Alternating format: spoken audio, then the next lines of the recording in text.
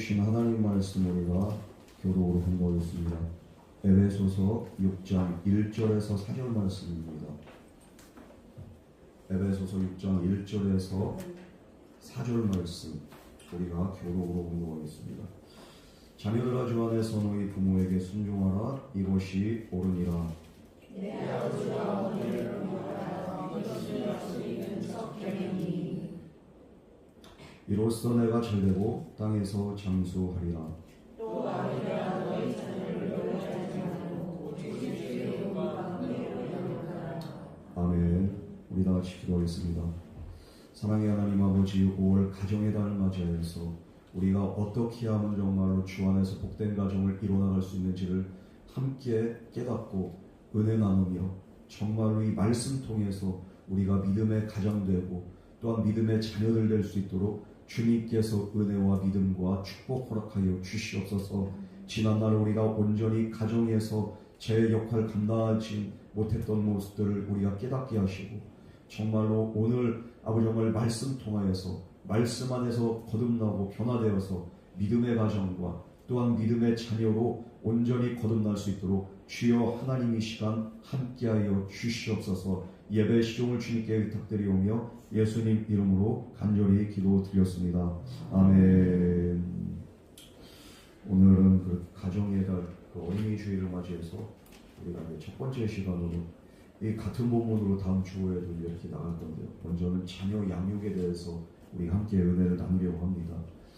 우리 주일학교 그렇게 학생들로 함께 예배를 이렇게 드리게 되는데 정말로 한 가정이 또 우리 자녀들이 믿음 안에서 하나님께 나와서 함께 예배드리는 게 이게 얼마나 큰 축복인지 몰라요. 이것은 정말 복된 일이고 하나님이 기뻐하시는 일입니다. 그래서 자녀를 가진 부모님들은 반드시 이런 정말로 자녀들에 대한 그렇게 신앙교육, 이것이 또 우리에게 맡겨진 사명이고 어떻게 하면 내게 맡겨진 이 자녀들, 내 거 아닙니다. 이 자녀를 내게 맡기신 거예요. 하나님, 내 소유가 아니에요. 하나님이 내게 맡기신 이 양, 이 자녀, 내가 어떻게 잘 목양해야 될까? 우리가 항상 이것을 고민해야 됩니다. 물론 자녀를 가진 부모님들의 그 동일한 마음이 있습니다. 자녀들이 잘 되기를 바라죠. 안 되기 바라는 부모는 없습니다. 그래서 잔소리도 하고 때로는 자녀들을 훈계도 하고 때로는 꼰대 소리 들어가면서도 또 자녀들한테 잔소리를 멈출 수 없는 그 이유가 뭡니까? 자녀를 사랑하기 때문입니다. 그런데 오늘 말씀을 통해서 깨닫게 되는 건 뭡니까? 자녀들이 잘 되기를 바라는 것은 비단 우리 부모들뿐만이 아니라 누구도 우리 자녀들이 잘 되기를 바랍니까? 나에게 자녀를 맡겨주신 이 자녀를 창조하신 우리 하나님 아버지께서도 우리 부모된 저와 여러분보다 우리 자녀들이 잘 되기를 우리 하나님이 더 원하십니다. 우리가 하나님께서 정말로 우리에 대한 하시는 그 마음과 뜻이 어떤지를 깨닫는다면 우리는 하나님 믿는 믿음 안에 살 수밖에 없고 또 내게 주신 자녀들을 믿음으로 양육할 수밖에 없습니다. 정말로 우리 가정에게 자녀를 보내주신 분이 누구냐 이거예요. 하나님이라는. 그래서 그 하나님께서는 저와 여러분보다도 우리 자녀들이 더 잘 되기를 원하시는 정말로 사랑과 은혜의 하나님인 줄을 먼저 믿을 수 있는 저와 여러분 되기를 주님의 이름으로 축원합니다. 나보다도 더 원하신 분이 하나님이세요. 우리 욕심의 부모는 자녀가 잘 되기를 바라지만 그 방법을 잘 몰라요. 때로는 서투릅니다. 그래서 오히려 자녀를 망칠 때가 있어요. 안 사랑해서가 아니라 몰라서 그래요. 서툴러서 그래요. 하지만 하나님께서는 어떻게 하는 것이 자녀가 잘 되는 길인지 분명히 알고 있습니다.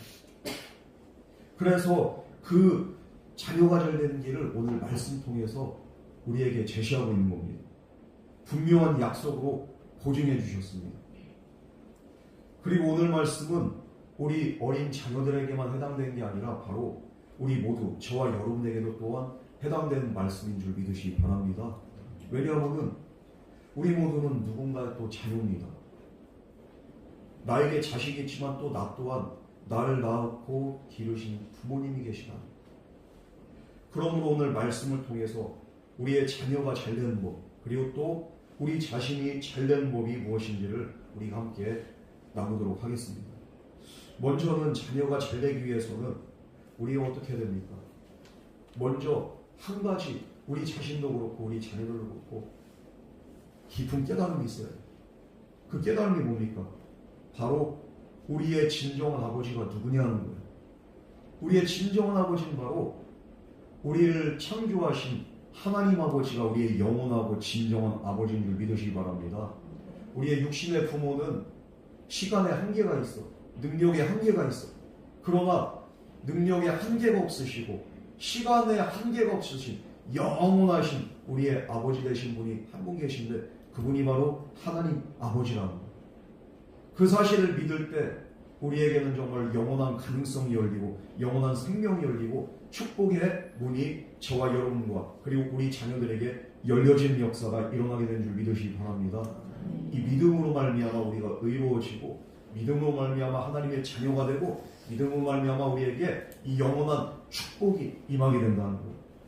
그래서 우리 자녀가 먼저 잘되는 건 뭡니까? 하나님을 믿어야 되는 거예요. 요한복음 1장 12절 말씀 보면은 영접하는 자고 그 이름을 믿는 자들에게는 하나님의 자녀가 되는 권세를 주셨으니 이렇게 말씀하고 있습니다. 하나님의 자녀된 권세를 주셨다는 거예요. 그래서 예수님을 믿을 때 우리에게 주신 은혜가 권세가 바로 하나님의 자녀가 되는 권세라는 거예요. 이 말씀은 곧 하나님이 우리의 아버지가 되시고 우리는 그의 자녀가 되어서 하나님과 한 가족을 이루고 한 가정을 이루어서 우리가 살 수 있는 은혜가 우리에게 주어진다는 거예요. 예수님을 믿는 이들을 향해서 우리 하나님으로 야, 너 내 아들 하자. 너 내 가족 하자. 너 내 자식이야. 하나님이 그냥 이렇게 자녀 삼아준다니까요. 예수님 믿는 자들에게. 하나님이 처음에 사람을 창조하실 때도 바로 이런 믿음의 가정을 인간과 함께 이루기 위해서 하나님의 형상을 인간에게 나눠주시고 하나님의 형상대로 창조하셨어요. 우리 자녀들이 부모의 형상을 받아가지고 DNA를 받아가지고 이 땅에 태어나듯이 우리 인간들의 처음에 탄생이 어떻게 됐습니까? 하나님의 형상대로 우리가 지음받아가지고 하나님의 자녀로 태어난 줄 믿으시기 바랍니다. 그래서 우리가 정말로 잘되기 위해서는 우리 또한 자녀들이 잘되기 위해서는 다른 게 없어요. 하나님의 형상을 회복해야 돼. 하나님의 자녀가 때 형상이 회복이 되는데 그것은 바로 하나님을 믿는 믿음 안에 있습니다. 우리 자녀가 잘되기를 원한다고 그래서 우리 자녀들을 믿음으로 잘 양육하시고 그리고 믿음의 길로 인도할 수 있는 믿음의 부모가 먼저 되기를 주님으로 축복합니다.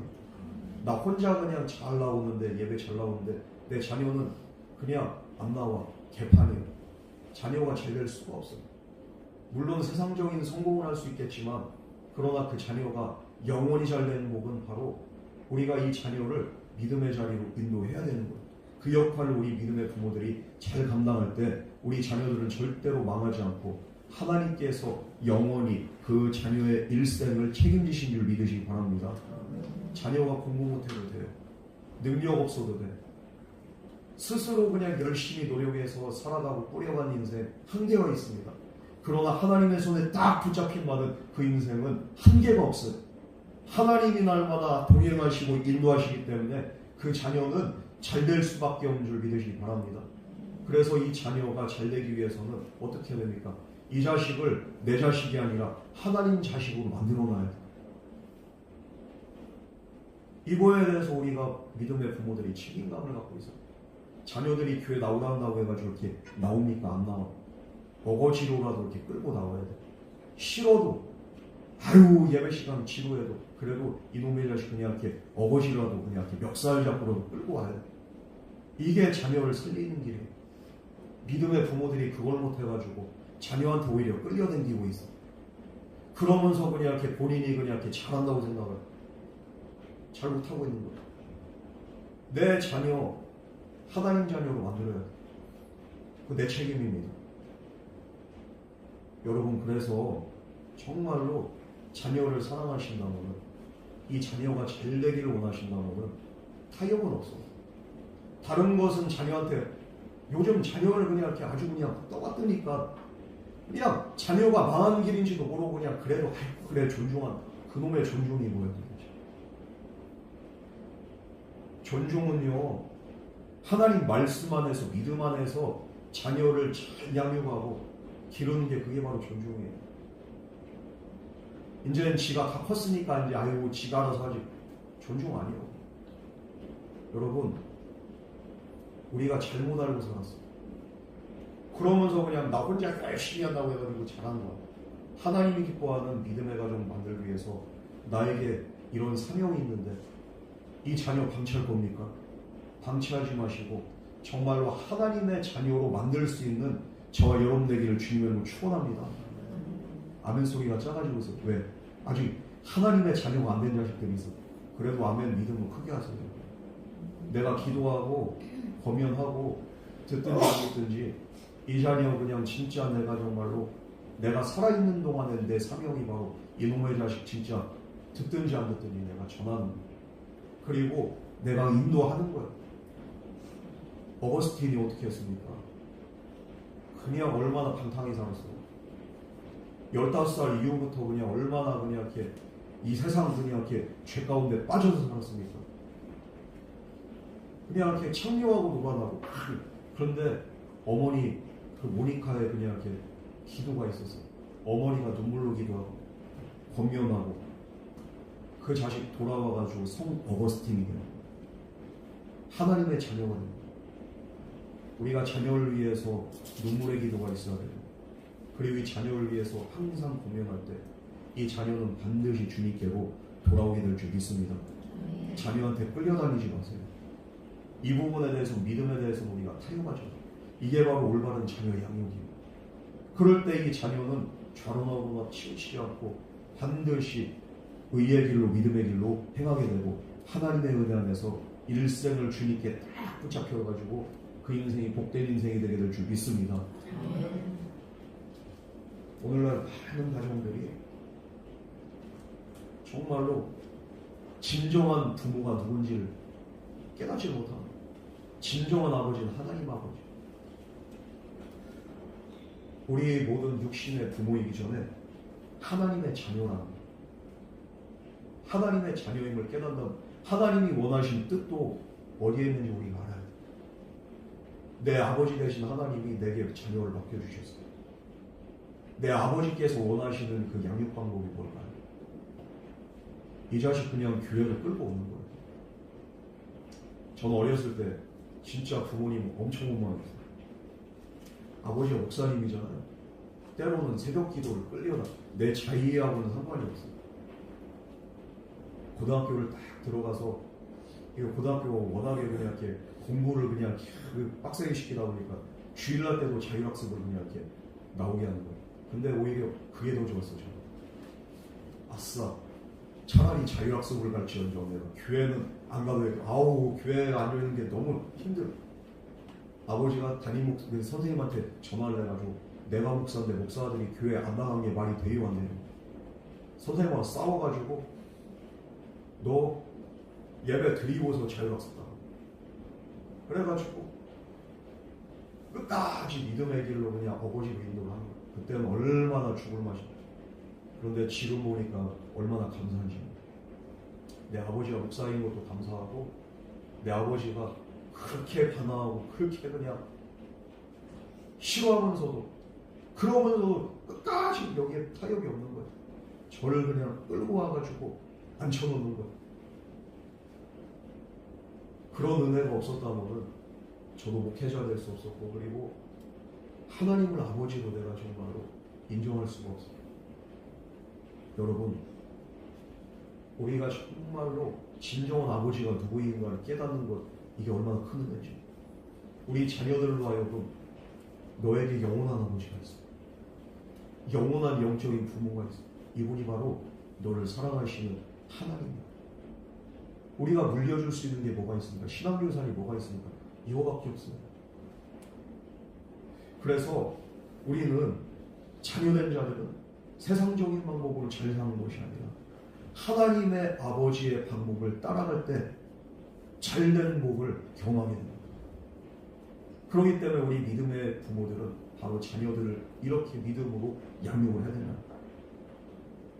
두 번째로 믿음의 그 육신의 부모들은 그렇게 어떻게 됩니까? 또 우리 자녀들을 잘 가르쳐야 되는데 무엇을 가르쳐야 돼요? 먼저는 하나님을 공경하는 법을 우리가 믿음을 가르칩니다. 두 번째는 우리가 또한 부모를 공경하는 법을 우리가 말씀 안에서 잘 길러내야 된다. 육신의 부모들 자녀들이 잘 되기를 바랍니다. 그런데 어떻게 해야지 자녀들이 잘 되는지를 잘 몰라요. 경제적으로 부자 되고 그냥 이렇게 사회적으로 먹고 이게 뭐 이렇게 잘 되는 걸로 착각이 납니다. 그래서 우리 자녀들 잘 되기 위해서 자녀들 짜주는 거 다 받아주고 버릇없이 구는 거 다 받아주고 그러면서 자녀 그냥 성공만 하면 되니까 오냐오냐 하면서 잘 키우는 거예요. 요즘엔 또 자녀가 얼마나 게 자녀 하나밖에 없는 집은 또 얼마나 더 귀하겠어요. 그러니까 아주 그냥 자녀가 그냥 하나님이 그러다 보니까 위아래가 없어. 자녀가 그냥 자녀 기분에 맞춰가지고 부모들이 전전긍긍하고 살고 있어요. 그런데 오늘 말씀 보면 하나님께서 자녀가 잘 되는 두 가지 방법을 분명히 말씀해 줍니다. 먼저는 내 아버지와 어머니를 공경하노는 내가 잘되고 땅에서 장수하리라. 잘되고 땅에서 장수하는 복이 뭡니까? 아버지와 어머니를 공경하도록 부모가 이것을 믿음으로 양육을 잘 해야 된다는 거예요. 요즘에 공경하는 그 자식들이 없어요. 그죠? 부모를 우습게 보고 개떡으로 알지. 엄마 아빠 말 한마디가 얼마나 권위가 있습니까? 가정안에 권위 없어요. 누구 탓입니까? 내 탓이에요. 내가 내 자식들로 하여금 내 말에 권위가 있게 그냥 행동하지도 않고 그 자식에 대해서 그냥 오냐오냐 아이고 그냥 안쓰럽고 짠하고 그냥 이 자식 그러다 보니까 그 자식에 그냥 맞춰서 살다 보니까 자식은 어느 순간 부모가 무서워지는 거예요. 오늘 말씀에서 보면은 내 부모를 공경하라. 이 명령이 약속이 있는 첫 계명이라고 했습니다. 하나님께서 십계명을 주실 때 특별히 부모를 공경하라는 그런 명령을 주신 거예요. 사실 다른 그 계명은 어떻습니까? 무엇을 하거나 하지 말라 이렇게 맞춰지는데 이건 뭐예요? 그냥 무조건적인 거예요. 네 부모를 공경하라. 이 공경이란 말에 히브리어 그 원어를 보니까 카베드라고. 카베드는 영광이란 뜻이에요. 하나님의 영광할 때 영광이란 동의어가 바로 카베드. 그러면 부모를 어떻게 봐야 됩니까? 하나님을 보듯이 하나님께 영광 돌린 그런 마음으로 하나님을 존중하고 하나님을 경외하는 마음으로 내게 주신 부모님을 경외할 수 있도록 가르치라고. 영어 성경에서도 제가 이렇게 찾아보니까 honor your father and mother. honors.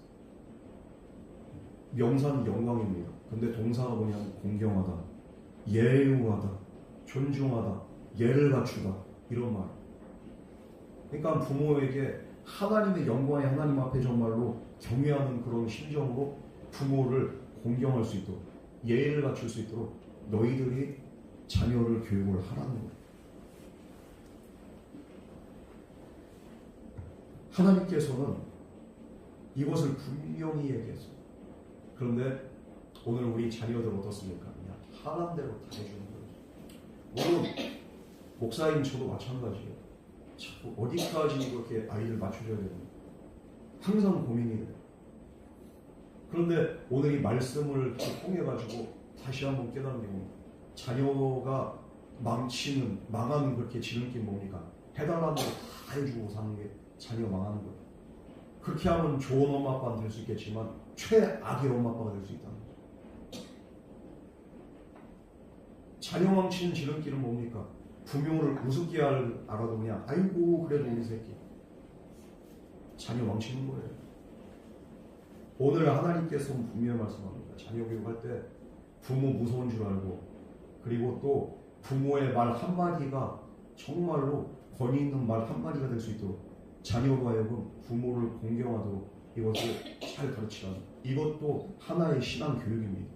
왜? 부모는 하나님을 대신한 존재이기 때문입니다. 이 세상에서 우리가 눈에 보이는 하나님이 어디 있습니까? 눈에 보이지 않아요. 보이지 않는 하나님을 대신하는 존재가 바로 부모라는 존재예요. 그래서 히브리어에서도 가베드라는 그 말을 쓰면서 공경한 그렇게 뜻이 바로 뭡니까? 하나님께 영광 돌리듯이 부모를 그런 자세로 대하는. 여러분, 우리 자녀들이 우리를 향해서 어떤 마음으로, 어떤 시선으로 우리를 바라봅니까? 엄마 아빠 무서운 줄 알았나요? 아니면 엄마 아빠를 우습게 하나요? 엄마 아빠가 무섭지 않고 우스우니까 교회 나와야지 해도 그 말 한마디가 그냥 이렇게 짜증이 나고 반대가 되는. 우리가 그렇게 키웠어. 우리 책임이고 우리가 또 회개해야 됩니다. 믿음의 부모는 분명히 책임이 있어. 지금부터라도 듣지 않았습니다. 내 자식이 이제 와가지고 새삼스럽게 권위있게 하면 이제 와서 왜 그래? 그러든지 말든지 우리는 내 사명을 감당. 이 자식 더 망가져서는 안 되잖아. 단호할 땐 단호해야 돼. 그래서 정말로 이 계명을 약속하는데 자녀들한테 우리가 존경 못 받을 수 있어. 또 우리가 또 자녀 입장에서 부모가 공경이 안 되고 존경이 안 될 수가 있어. 왜 그렇습니까? 부모도 완전하지 않기 때문이죠. 부모가 완전하면 자녀들이 저절로 공경하겠지만 부모도 사람인지라 약점이 있어요. 이 세상에서는 어떤 사람들을 공경하고 존경합니까? 공경의 기준을 보면은 사회적으로 성공하고 뭔가가 사람들에게 정말로 대단해 보이고 뭔가가 업적 있는 사람들이 공경합니다. 막 그냥 박수도 쳐주고. 물론 사람마다 이렇게 개인의 이렇게 그런 차이가 있어요. 조국을 그냥 이렇게 공경하는 사람이 있고, 에이 저런 이런 사람도 있어요. 이재명을 향해서도 그렇고 윤석열을 향해서도 그렇고. 이게 각자 사람들의 이렇게 공경과 존경의 이렇게 이게 기준이 다르죠. 뭔가가 자기 입장에서는 존경할 만한 그 뭔가가 있는 거예요. 그래서 사람들의 공경의 대상이 됩니다. 그런데 하나님은 우리가 공경할 대상에 대해서 어떻게 합니까? 세상의 권세자나 부한자나 업적을 이룬 사람, 그런 사람을 공경하라고 하지 않고 누구를 공경하라고 합니까? 내 부모를 공경하라. 하나님 그렇게 명령하십니다. 왜 그렇습니까? 부모를 공경할 그렇게 조건으로 부모의 업적을 얘기하지 않아요. 부모님이 가난하든지 부하든지 무식하든지 유식하든지 높은 지위였든지 그렇지 않든지 상관없이 부모라는 그 자체로 공경할 것을 우리에게 명령하고 있습니다. 때로는 아이고 저게 무슨 아빠라고 저게 무슨 엄마라고 이런 생각이 들 수 있어요. 때로는 부모를 보면서 공경할 만한 구석이 이만큼도 없어. 그러나 우리가 볼 땐 좀 못나 보이고 부족해 보인다 할지라도 정말로 하나님께서 명령한 건 뭡니까? 부모 공경은 절대적인 거랍니다. 이유가 없어요. 묻지도 따지지도 말고 네 부모이기 때문에 너는 절대적으로 공경하고 그분의 말에 순종해라. 네 부모를 공경하지 못하면서 네가 어떻게 하나님을 믿는다고 하나님을 아버지라고 네가 믿을 수 있겠느냐? 육신의 부모조차도 네가 공경하지 못하는. 하나님이 가장 싫어하는 것이 질서가 깨지는 건데 이 질서의 하나님은 부모 자식 간의 질서 이거 무너진 걸 원치 않습니다. 교회 안에서도 질서가 있어야 되고 가정 안에서도 질서가 있어야 되고 하나님은 질서의 하나님이십니다. 그러므로 여러분 우리에게 공경할 만한 부모가 있다면 정말로 하나님을 대신한 존재로 우리가 받아들이면서 내가 이해가 안 될 때가 있어. 내 마음에 안 맞을 때 있어. 그러나 하나님의 말씀 따라서 우리가 그대로 순종할 때 그렇게 부모를 공경할 때 하나님은 기뻐하신다는 그 사실을 깨달을 수 있는 저와 여러분 되기를 주님을 축원합니다. 하나님이 그런 자를 기뻐하십니다. 내 부모님이 어떤 분인지 상관없어. 내게 어떻게 해줬는지는 그거는 지금 이렇게 우리가 고려할 게 아니야. 분명한 거는 하나님의 자녀라면은 부모님을 향한 태도 또한 하나님을 경외하듯이 우리가 그런 자세로 가야 된다. 그럴 때 부모가 나를 잘되게 해주신 게 아니라 하나님이 나를 잘되고 형통하고 이 땅에서 장수하게 하신 줄 믿으시기 바랍니다. 내가 부모님께 잘하는 거는 부모가 나한테 잘해주는 거랑 상관없는 거예요. 누가 복을 주냐? 하나님이 복을 준다. 그러므로 나의 잘됨은 누구로부터 오는 거예요? 부모로부터 오는 겁니까? 아니에요. 하나님으로부터 오는 줄 믿으시기 바랍니다. 내가 암만 잘해도 부모가 몰라줄 수도 있어. 내가 암만 잘해도 부모가 나한테 막대할 수 있어요. 그러나 그럼에도 불구하고 내가 복 받는 건 뭡니까? 부모로부터 복이 온 게 아니라 하나님으로부터 복이 온다. 내 역할, 내 할 일을 잘 감당하면서 내가 부모를 잘 공경합니다. 그리고 하나님께서는 세 번째로 어떻게 합니까? 자녀들이 부모에게 순종하는 것이 옳다고 합니다. 공경을 넘어서 이제 또 순종을 합니다. 부모에 대한 공경은 부모에 대한 순종으로 연결이 됩니다. 부모를 잘 공경하니까 부모의 말 한마디 한마디 우리가 경청하게 되고 하라는 대로 우리가 또 그렇게 살게 되는 거죠. 왜 부모의 말에 순종이 안 합니까? 부모에 대한 공경이 없어서 그래요. 그런데 부모에 대한 공경이 있으면요, 부모님 말이 아무리 그냥 진짜 말도 안 되고 개떡 같은 말이라고 할지라도 아유 왜 그렇게 해? 그런데 엄마 아빠 말이니까 우리가 순종합니다. 정말로 부모에 대한 공경에 순종이 일어나게 되는 건데, 순종하지 않는 자녀들은 내가 또 부모에 대해서 순종하지 않는다면서 뭡니까? 내 안에 부모님을 향한 그 마음이, 태도가 어떤가를 그렇게 알 수가 있어요. 하나님은 순종한 자녀를 기뻐하십니다. 하나님의 말씀에 순종한 자를 기뻐하듯이 또한 하나님이 기뻐한 자는 어떤 자입니까? 부모의 말에 순종한 자. 우리가 자녀 교육을 할 때 그래서 엄마 아빠한테 잘할 때 네가 복 받는 거야. 엄마 아빠 말을 잘 들을 때 하나님이 너를 축복하시고 네 인생을 책임지시는 거야. 우리가 이것을 잘 알려줘요. 1700년대 18세기 영국의 유명한 시인이 있습니다. 사무엘 존슨이 이제 이렇게 문학 평론가의 시인이고 사회적으로 얼마나 존경을 많이 받는지. 그런데 어느 여름날 땡볕에서 정말로 복잡한 그 장터에서 혼자서 그냥 우두커니 몇 시간이고 서 있는 거야. 땀이 삐질삐질 나는데 얼마나 더운지 몰라. 그러면서 그냥 이렇게 눈물을 흘립니다. 사람들이 지나가도 인사를 받지 않아. 말을 걸어도 대답하지 않아. 그러면서 그냥 눈물만 계속 흘려.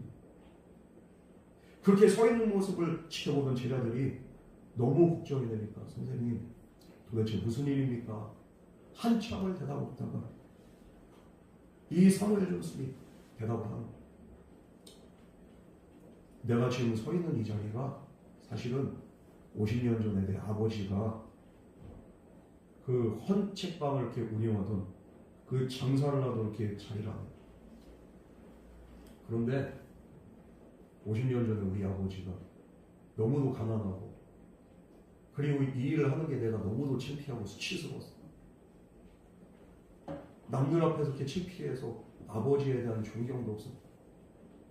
그런데 하루는 우리 아버지가 정말로 장사를 해야 되는데 몸이 너무 안 좋았어. 나에게 한 번 부탁을 한 적이 있다. 아들아, 너 오늘 하루만 아빠 대신해서 장사 대신 해줄 수 없겠니? 그때 사무엘 존슨이거든요. 아니 아버지, 나는 아버지가 헌책방 지금 장사하는 것도 난 창피해 죽겠는데 나보고 그걸 하라고요. 아버지 가세요. 아버지한테 그냥 이렇게 대들었다. 아버지는 아들한테 가타부타 얘기를 안 합니다. 그러고서 그 아픈 몸을 이끌고서 그날 장사를 하러 나갑니다. 그날 이후로 아버지가 몸이 더 약해지신 다음에 시름시름 앓다가 돌아가셨다.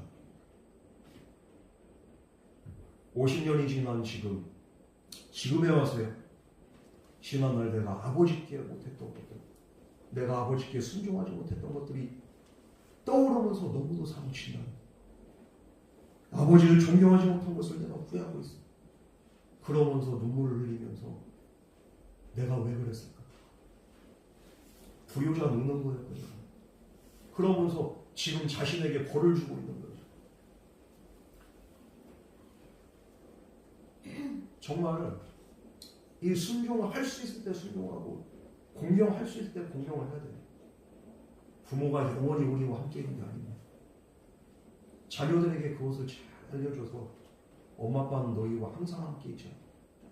너희들이 이 세상 살아가면서 그래서 복받기 위해서 먼저 하나님을 경외하고 그리고 또 부모에게 잘하는 것이 나한테 잘하는 것이 나를 위해서가 아니라 너희를 위한 그럴 때 하나님이 너에게 복을 주십니다. 우리가 이것을 자녀에게 잘 가르쳐서 우리 자녀들이 복받게 해야 됩니다. 예전에 한 금융회사 CFO에서 몰카를 찍은 적이 있어요. 젊은 아빠들한테 이렇게 카메라로 이렇게 앵글을 이렇게 찍어가면서 하루에 자녀들과 함께하는 시간이 얼마나 됩니까? 몇 시간이라고 대답. 지갑에 자녀들 사진이 있습니까? 다 있어요. 우리 자녀들이 좋아하는 게 뭡니까? 그것도 이렇게 다 대답을 해요. 우리 자녀들이 싫어하는 거 뭡니까? 그것도 다 알고 있어요. 엄마 아빠는. 그럼 질문을 바꿔서 자녀가 아니라 그 자리에 부모님을 이렇게 넣어보겠습니다. 부모님과 얼마나 함께 있습니까? 묵묵부답입니다. 부모님이 좋아하는 건 뭘까요? 몰라. 그럼 부모님이 싫어하는 거예요? 부모님을 얼마나 사랑하세요? 대답을 못하고 전부 다 울기 시작합니다. 너무 죄송한 거예요. 엄마 아버지를 내가 공경하지 못하고 엄마 아버지에 대해서 알지도 못하고 엄마 아버지는 정말로 나한테 헌신한 게 당연한 게만 생각해요. 그런데 정작 나는 받기만 하고 엄마 아빠한테 준 것도 없고 한 것도 없고 그러다 보니까 너무 미안해가지고 자녀들이 그 젊은 아빠들이 펑펑 울기 시작합니다. 여러분 정말 우리가 부모님이 항상 곁에 있는 게 아닙니다.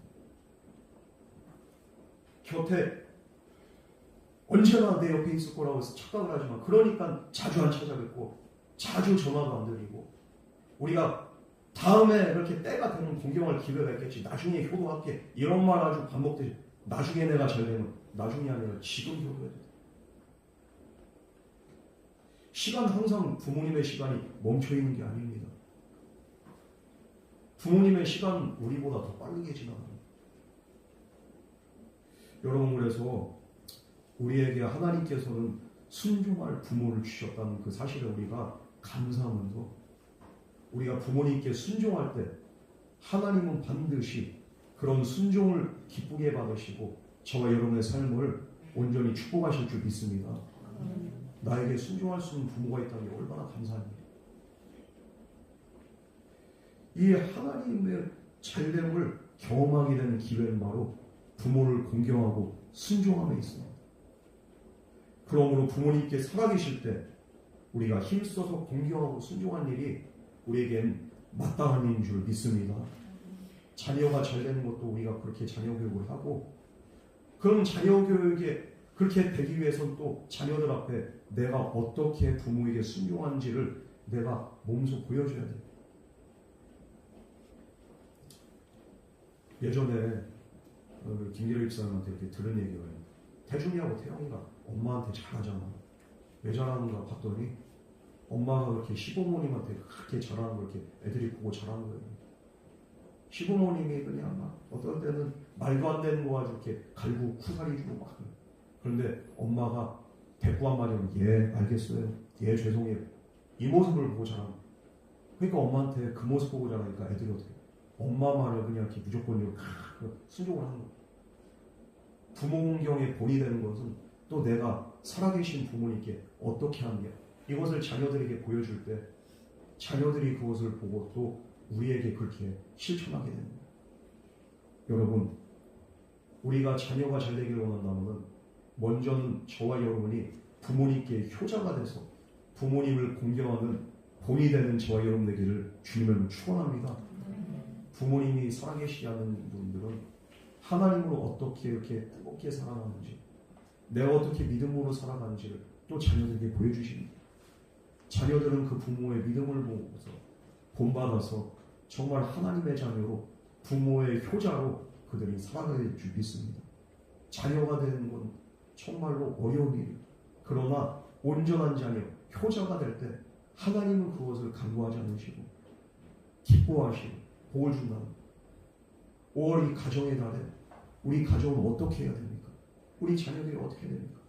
바로 이 성경적인 가르침 안에서 우리 가정이 거듭날 때 하나님은 반드시 우리 자신뿐만 아니라 우리 자녀들의 앞길을 책임진다. 그런데 오늘 말씀을 보면은 부모의 말씀에 순종할 때 하나님이 또 조건을 달았어. 어떻게 순종하라고 합니까? 자녀들이 부모에게 순종할 때 어떻게? 1절 말씀 우리 다 같이 공부하겠습니다. 시작. 자녀들아 주 안에서 너희 부모에게 순종하라. 이것이 옳으니라. 어떻게 순종하라? 주 안에서. 이 말은 무슨 말이냐면은 자녀가 부모에게 순종함에 있어서 분명한 이렇게 사항이 있는데 바로 요구 조건이 있는데 주 안에서 하라는 거예요. 주 안에 있지 않은 부모님의 그 말씀에 대해서는 그러면은 우리 자녀들이 불순종할 여지가 있다는 거예요. 부모님은 하나님의 말씀에 반하는 그 말을 우리 자녀들에게 요구해서는 안 됩니다. 악하고 불의한 것들, 거짓된 것들, 다른 이들을 해하고 미워하는 것들을 자녀에게 요구해서는 안 된다는 거예요. 요즘에 이렇게 드라마를 보면 있잖아요. 그게 악독한 그런 이렇게 캐릭터들이 나오잖아요. 자녀한테도 그냥 악한 거를 막 이렇게 가르치고 이렇게 해서 뺏어, 이렇게 해서 죽여, 이런. 이게 말이 됩니까? 그런데 그런 부모들이 있어. 자녀들은 주 안에서 다른 것들은 순종하되 하나님이 기뻐하지 않는 것들은 순종해서는 안 된다는 거예요. 이 자녀들에게 부모가 돼가지고 이런 것들 요구해서는 안 되죠. 선하고 의롭고 진실되고 사랑하는 것을 가르쳐야지 그것들이 아닌 것을 하나님이 기뻐하지 않는 것들, 하나님의 말씀에 위배된 것들을 우리가 가르쳐서는 안 된다는 거예요. 자녀된 우리들도 마찬가지. 부모의 요구가 이런 거라면은 우리는 또한 거절할 수 있는 그런 지혜가 있어야 되는 겁니다. 부모가 교회 가자고 하는데 이걸 거절하고 거부하는 게 아니라 믿음으로 살라고 한 걸 거부한 게 아니라 부모가 잘못된 가르침을 하는 거에 대해서는 우리가 아니오라고 말해야죠. 그런데 엉뚱한 데서 아니오라고요. 다 자기를 위해서 하는 말은 다 일이야. 지 하고 싶은 대로 살아. 이게 잘못된 거지. 그렇기 때문에 자녀가 잘 되는 것은 부모의 신앙, 부모의 책임, 이게 아주 중요하다는 거예요. 여러분 지금 내 자녀가 잘 되고 있습니까? 지금 내 자녀가 지금 잘 살고 있습니까? 내가 볼 땐 내 자녀가 어떻습니까? 여러분의 책임이에요. 이 부모 된 자로서의 책임을 깊이 느끼면서 자녀들도 순종해야 되지만 부모에겐 더 큰 책임이 있다는 그 사실을 깨닫고 자녀를 이 사명감 가지고서 양육할 수 있고 그리고 또 기도할 수 있는 그런 믿음의 부모가 되어야 됩니다. 우리 부모들은 그냥 이렇게 이 말씀 한마디만 딱 꽂히는 거예요. 자녀들아 순종하라니까. 그래요. 순종하라고 하잖아 하나님 말씀. 그런데 부모로서의 책임은 그냥 다하죠.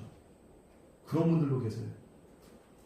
책임을 다하면서 자녀들에게 순종을 요구할 때 자녀들이 따라옵니다. 여러분 그러므로 부모로서의 책임을 먼저 다하는 저와 여러분 되기를 주님으로 축원합니다. 이 책임이 무엇이냐? 4절 말씀에 이렇게 잘 나와 있어요. 우리 4절 말씀을 함께 공부하겠습니다. 다 같이 공부하겠습니다. 시작. 또 아비들아 너희 자녀를 노력케 하지 말고 오직 주의 교훈과 훈계로 양육하라. 주의 교훈과 훈계로 양육하라. 부모에게 순종하는 개념은 그 계명은 부모가 자녀에게 자신의 생각을 마음대로 주입하고 그리고 자신의 마음대로 다스릴 수 있다는 그런 의미가 아닙니다. 부모가 하나님의 대원자가 돼가지고 자녀를 하나님의 자녀로 잘 양육하고 믿음으로 키워라. 이걸 얘기하고 있어요.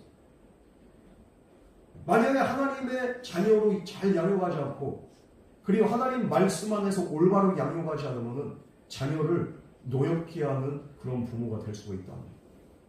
하나님의 교훈과 훈계로 같이 하지 그냥 자기 생각은 막 주입하고 너 무조건 그냥 이렇게 소홀대라야 돼 하면서 그게 자녀를 쥐어짜고 내 그냥 그게 입맛에 맞게 자녀를 쥐어짜고 이거 훈계가 아니죠. 이건 내가 하고 싶은 대로 컨트롤하고 핸들링하는 거죠. 자녀를 그렇게 하다 보니까 자녀에게 상처를 받고 노여워지는 거예요. 노엽게 하지 말라는 표현을 다른 번역본에서는 뭐라고 하냐면 자녀들의 마음에 상처를 입히지 말라. 하나님 그렇게 말씀하십니다. 자녀들의 감정을 무시합니다. 부모들이 무시하지 말라는 거예요. 자녀들의 감정을 건드려서 화나게 하지 말라고 이렇게 번역이 되는 겁니다.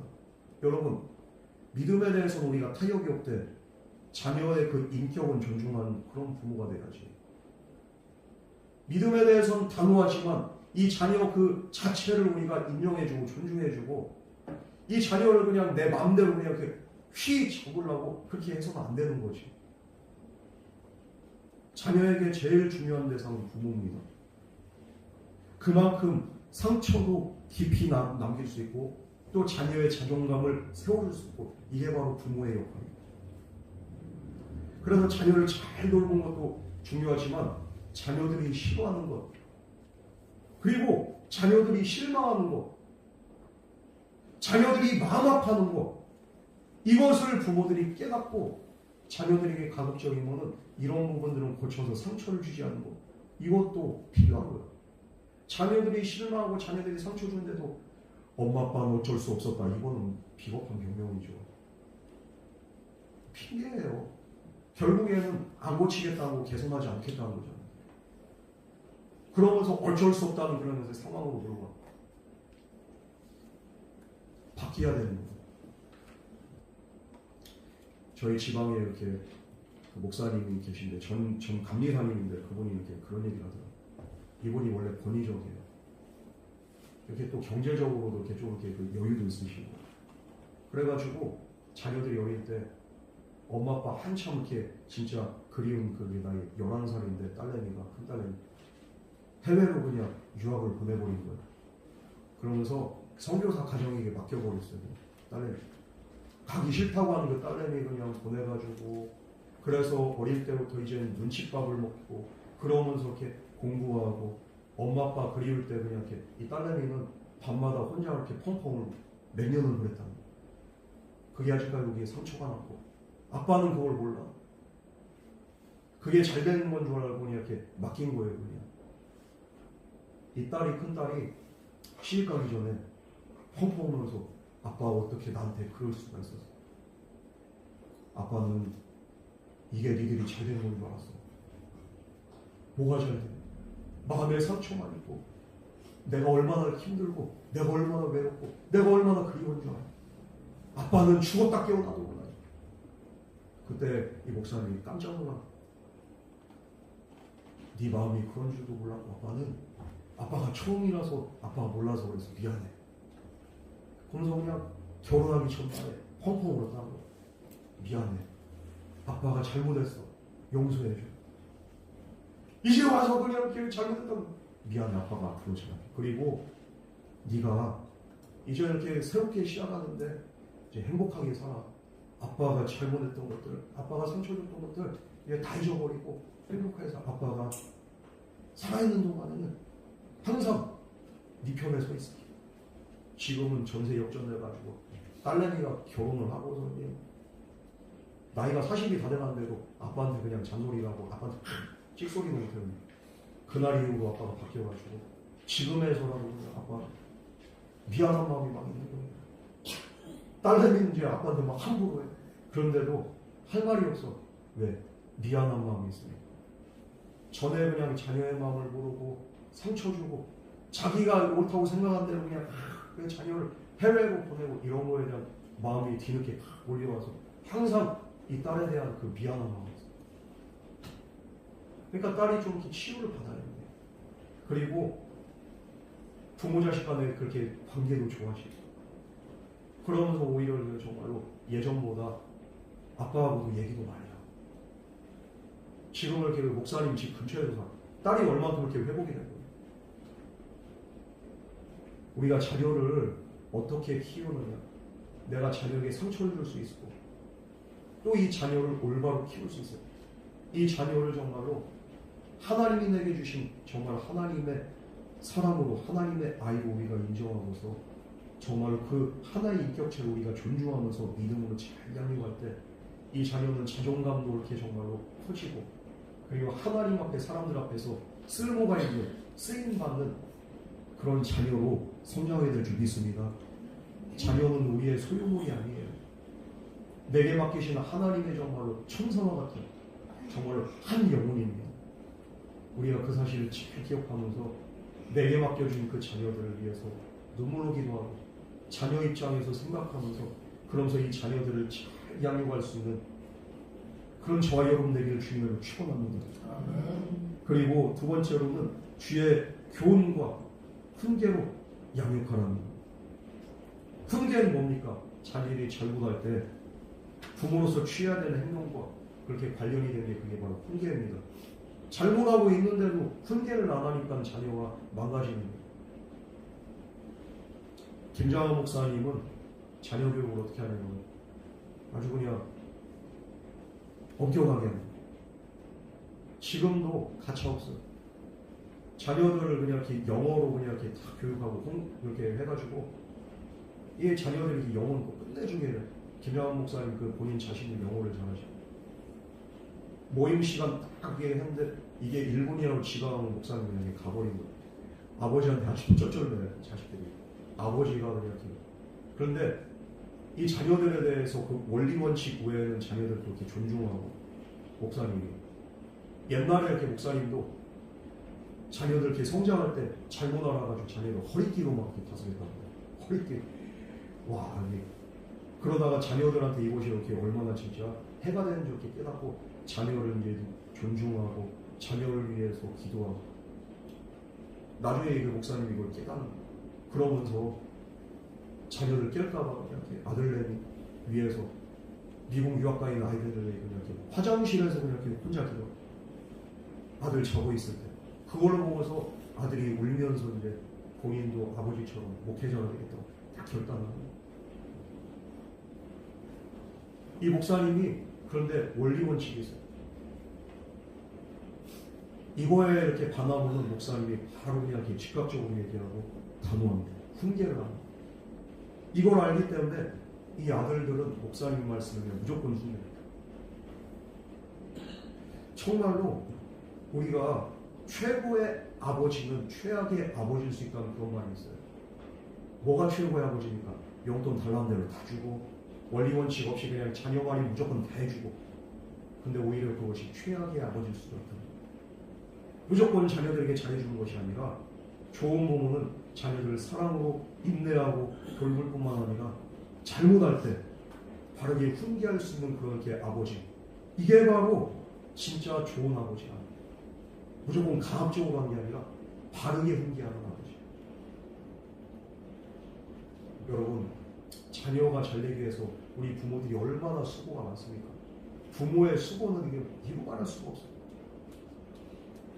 그러나 자녀의 교육을 위해서도 우리가 수고하고, 자녀들의 그냥 이렇게 그 생활을 위해서도 수고하지만 무엇보다 더 크게 수고해야 될 것이 바로 먼저 하나님의 말씀을 우리 자녀에게 잘 알 수 있도록 힘쓰고, 이 자녀들을 위해서 기도하고, 그것을 자녀들에게 잘 가르쳐서 하나님 말씀과 부모 말씀에 순종할 수 있도록 그렇게 살도록 우리가 잘 가르치는 데 힘쓸 때 하나님이 우리 가정을 축복하시고 우리 자녀들을 잘 되게 하는 거예요.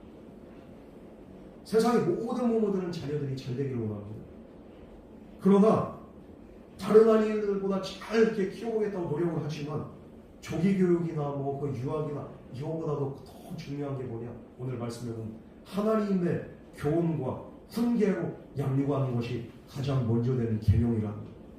그럴 때 자녀들은 반드시 그 앞날 형통하고 망하지 않는다고 하나님께서 보장하셨습니다. 지난날 우린 무엇으로 훈육하고 양육했습니까? 이제부터라도 하나님 말씀으로 우리 자녀들을 훈계하고 양육할 수 있는 그런 믿음의 가장 다 되시기를 주님으로 축복합니다. 듣든지 아니 듣든지 말하는 거예요. 말하다 보면 언젠가는 꽂힙니다. 듣게 됩니다. 아이들이 잘되게 결혼한다면은 하나님을 공경하고 부모 공경하는 법을 잘 배우게 해야 돼요. 부모를 공경하고 순종하는 게 아이들 잘 되는 것과 무슨 상관이냐고 물론 그렇게 생각할 수 있습니다. 그러나 이것은 하나님의 약속이기 때문에 무조건적으로 이렇게 해야 된다. 자녀들의 잘됨은 육신의 부모로부터 온 게 아니라 하나님으로부터 오기 때문입니다. 여러분, 그러므로 지금 나에게 주어진 이 기회, 자녀들 지금 양육하지 않은 기회가 없어요. 지금 사랑할 수 있을 때 후회 없이 사랑하시고, 지금 기회 있을 때 우리가 정말로 다 큰 자녀들, 부모 입장에서는 나이 40, 50 먹어도 새끼는 새끼예요. 그 새끼들 어떻게 해야 돼? 잘 가르치고 그렇게 해가지고 정말로 사랑하면서 훈계하고 양육해서, 왜냐하면 시간이 영원하지 않기 때문입니다. 오늘 누릴 수 있는 그 행복과 은혜를 내일로 미루지 마시고 지금부터라도 신청할 수 있는 저와 여러분 되기를 주님으로 축원합니다. 그렇게 하면 우리 가정이 정말 천국과 같은 가정으로 바뀌게 될 거예요. 제가 결혼할 때 그 주례를 그렇게 쓰시는 그 목사님이 설교를 하시는데 정말 그 가정에 관련된 그 설교 그 말씀을 하시는, 주례에서 하시는 예화를 드는 거예요. 어느 아이가 아빠한테 물어봐. 아빠, 천국은 어떤 곳이야? 아빠가 가만히 생각하다가 아이한테 물어. 천국은 우리 가정보다도 100배, 1000배, 아니 10,000배, 100,000배 더 좋은 곳이 그게 바로 천국이야. 우리 집보다도, 우리 가정보다도 100배, 1000배, 10,000배, 100,000배 이상 더 좋은 곳이 거기가 천국이야? 야, 그럼 나도 거기 가고 싶다. 이 아이가 그렇게 말해요. 예수님을 섬기고 하나님 말씀 안에 살아가면서 사랑으로 하나 되고 말씀 안에서 정말 이렇게 성령의 나라, 그런 복된 가정, 작은 천국을 우리에게 허락하셨습니다. 그래서 이 땅 가운데서도 살아가는 동안에 이 작은 천국을 우리가 누리며, 그리고 또 주님 앞에 가는 그날에 우리가 하나님 앞에서 정말로 영원한 천국에 구할 수 있는 그런 은혜가 있기를 주님을 축원합니다. 우리 이 시간 같이 기도하겠습니다. 사랑과 은혜 하나님 아버지, 우리에게 자녀를 주시고 가정을 허락하시는 이 땅 살아가는 동안에도 우리가 정말로 온전한 천국의 삶을 누릴 수 있도록 주님께서 허락하신 은혜인 줄 믿습니다. 그러나 지난날 우리에게 맡겨주신 그 자녀들을 믿음으로 양육하지 못하였고, 믿음의 부모의 역할을 하지 못하였고, 자녀들을 노엽게 할 때도 있었고, 자녀들이 온전히 하나님을 믿고 부모를 공경하도록 우리가 정말로 훈육하지 못하였던 지난날에 우리의 연약함과 어리석은 모습들 주님 용서하여 주시옵소서. 오늘 이 말씀과 같이 믿음의 부모로서 이 책임 잘 감당할 수 있도록 우리에게 지혜와 믿음과 영철과 하나님의 권세와 권위를 우리에게 부어 주시되, 우리가 이제는 가정에서 믿음의 몸으로서 정말로 권위 있는 가르침을 할 수 있는 그런 영적인 부모 다 될 수 있도록 주여 축복하여 주시옵소서. 이로써 우리 자녀들이 이 땅에서도 잘되고 장수한 복이 임할 수 있도록 주여 우리 자녀들도 축복하여 주시옵소서. 오늘도 우리 가운데 함께 하신 하나님께 감사드리며 믿음의 가정에 이루게 하시는 하나님께 감사드리며 예수님 이름으로 간절히 기도드립니다. 아멘.